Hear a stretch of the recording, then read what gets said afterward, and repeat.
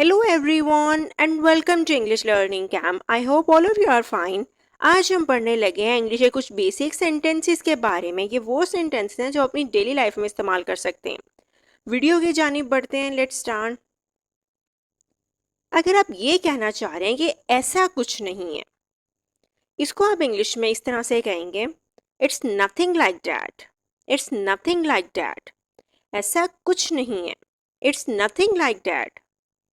अगर आप ये कहना चाह रहे हैं कि हंगामा ना करो, फसाद ना करो, तो इसे इंग्लिश में आप कहेंगे डोंट मेक अ फस। डोंट मेक अ फस। तो इट्स नथिंग लाइक दैट, ऐसा कुछ नहीं है। डोंट मेक अ फस, हंगामा ना करो, फसाद ना करो।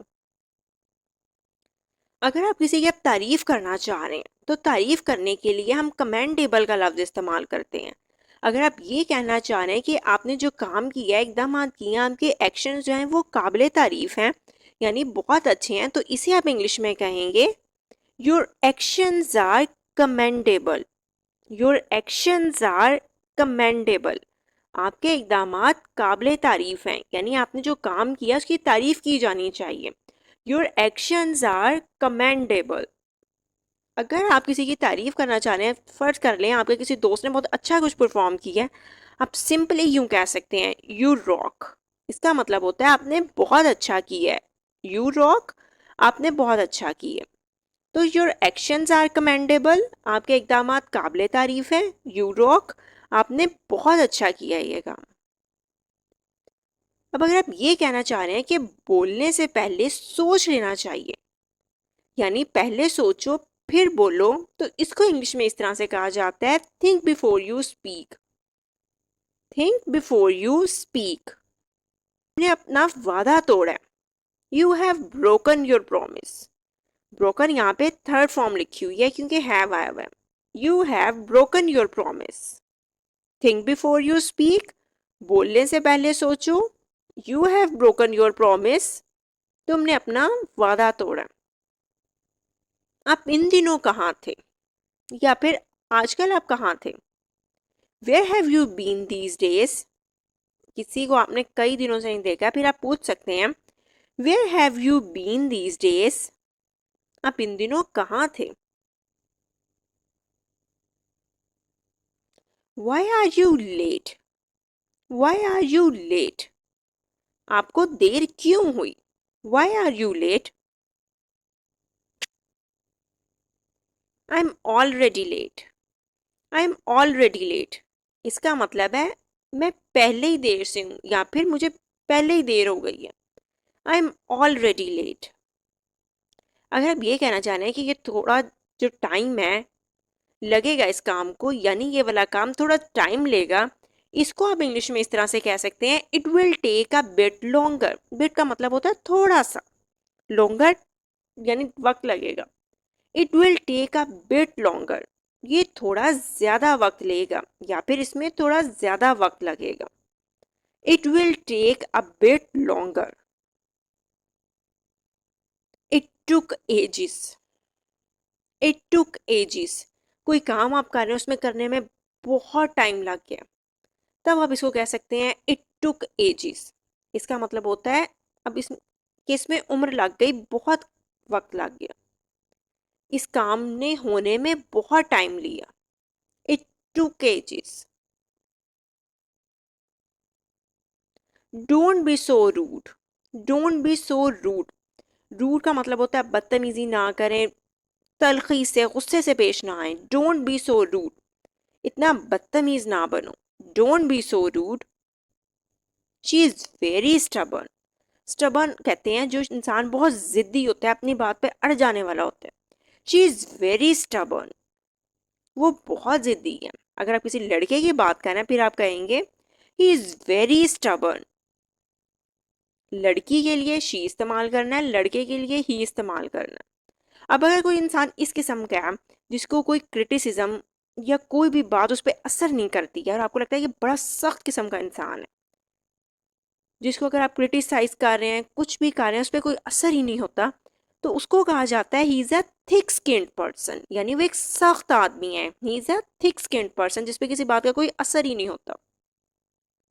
स्टबर्न ज़िद्दी है, थिक स्किन्ड, जिसपे किसी बात का असर ही नहीं होता, बहुत सख्त किस्म का आदमी है। I will never prefer it, मैं इसे कभी तरजीह नहीं दूंगा। I will never prefer it. My work is my priority, मेरा काम मेरी पहली तरजीह है। My work is my priority. अगर कोई इंसान बहुत पढ़ता रहता है, हर टाइम पढ़ता ही रहता है, तो उसे हम इंग्लिश में बुक वॉर्म कहते हैं। बुक वॉर्म यानी हर टाइम किताबों में पढ़ने वाला जो इंसान होता है उसे कहा जाता है। Don't be a bookworm, यानी किताबी कीड़ा ना बने। Don't be a bookworm. Listen to me, listen to me, मेरी बात सुने। लिसन यहाँ पे इस्तेमाल करें तवज्जो से बात सुनने कहने के लिए। लिसन टू मी यानी तवज्जो से मेरी बात सुने। What a pity, what a पिटी यानी कितने अफसोस की, कितने दुख की बात है। व्हाट अ पिटी, एंड पे जो एक्सक्लेमेशन मार्क लगा हुआ है ये इमोशन जाहिर कर रहा है कि हम खुशी का, दुख का, एक्साइटमेंट का, जब कोई इमोशन या फीलिंग शो करते हैं तब हम इस साइन का इस्तेमाल करते हैं। इसको एक्सक्लेमेटरी मार्क कहा जाता है। अब यहाँ पे हम अफसोस कर रहे हैं ना, तो इसलिए इसका इस्तेमाल किया गया। What a pity, I want to taste it, मैं इसे चखना चाहती हूँ या चखना चाहता हूँ। I want to taste it. I have lost all my hopes, I have lost all my hopes, मैंने अपनी तमाम उम्मीदें खो दी हैं, यानी अब मैं होपलेस हो गई हूँ। आई have lost all my hopes.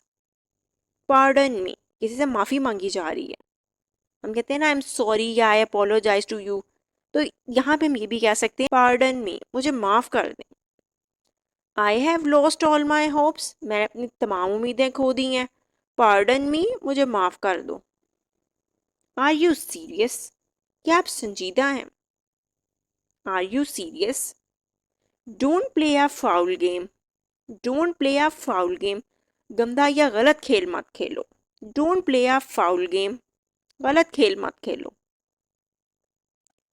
He is unwell, he is unwell, unwell का मतलब है बीमार है। He was rush to the hospital, उसे अस्पताल ले जाया गया। He was rushed to the hospital, इसे अस्पताल ले जाया गया। This is beyond my understanding, ये बात मेरी समझ से बाहर है, यानी मैं इसको समझ नहीं पा रही हूँ। This is beyond my understanding. I expected something better, जब आप ये कहना चाह रहे हैं मुझे कुछ बेहतर की तवक्को थी। I expected something better. Expect का मतलब होता है उम्मीद करना या तवक्को करना। This is beyond my understanding, ये मेरी समझ से बाहर है। आई एक्सपेक्टेड समथिंग बेटर, मुझे कुछ बेहतर की तवक्को थी। I don't want to miss the boat, I don't want to miss the boat.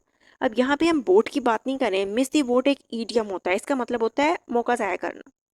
तो अगर आप ये कह रहे हैं I don't want to miss the boat, तो इसका मतलब है आप कहना चाह रहे हैं मैं मौका ज़ाया नहीं करना चाहती, मैं मौका ज़ाया नहीं करना चाहती।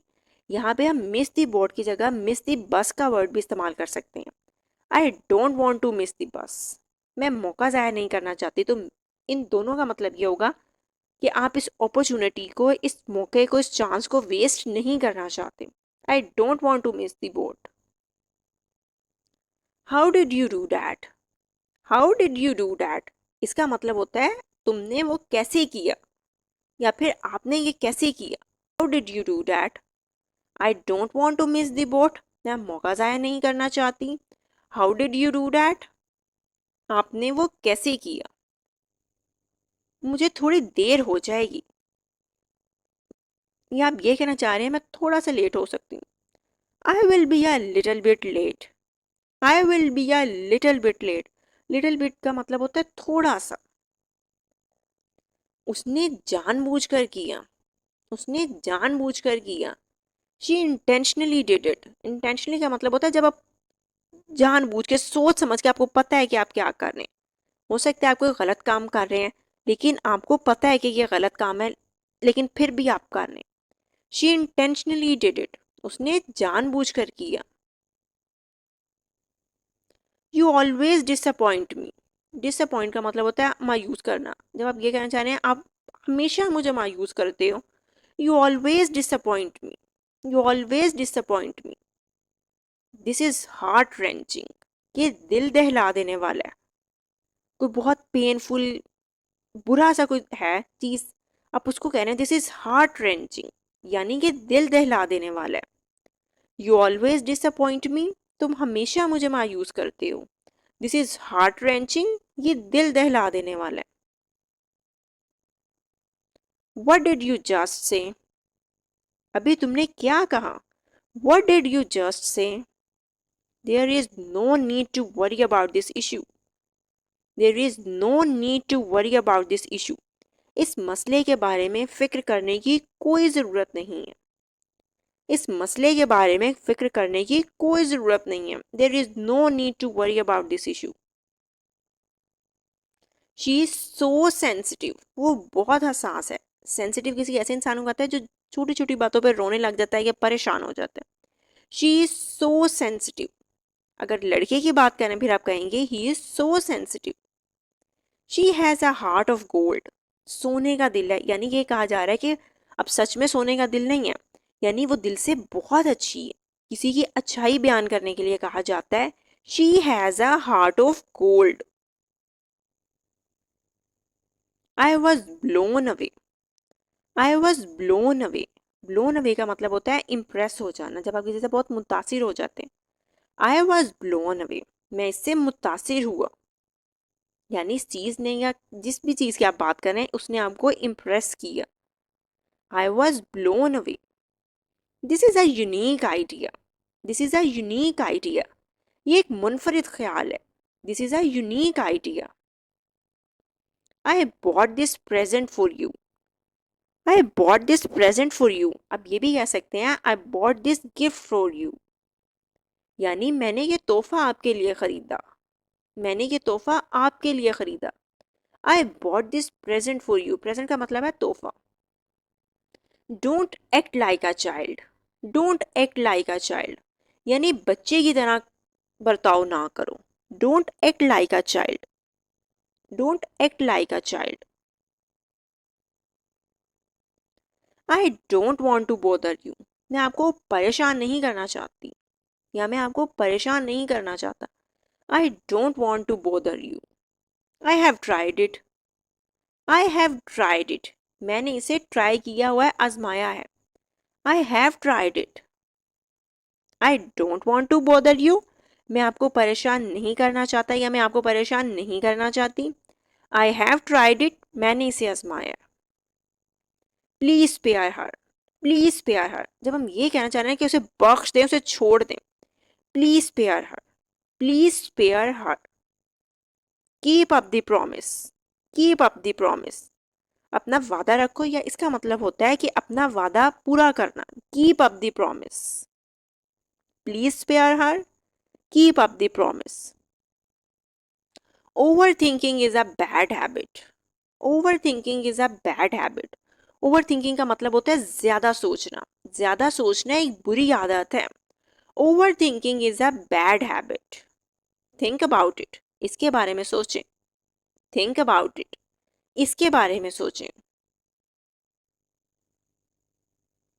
आई होप आपको सारे सेंटेंसेस की अच्छे से समझ आ गई होगी। वीडियो पसंद आई हो तो अपने दोस्तों के साथ भी ज़रूर शेयर करें, लाइक करें, सब्सक्राइब करें। Thank you.